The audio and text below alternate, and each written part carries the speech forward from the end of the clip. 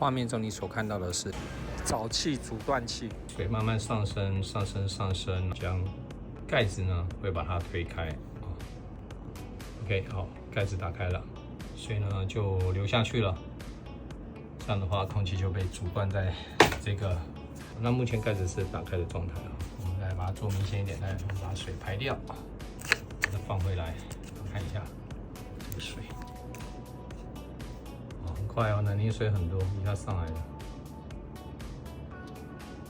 然后盖子呢就被推开，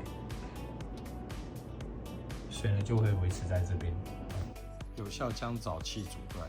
我是给你关心你人气健康，记得关注及分享。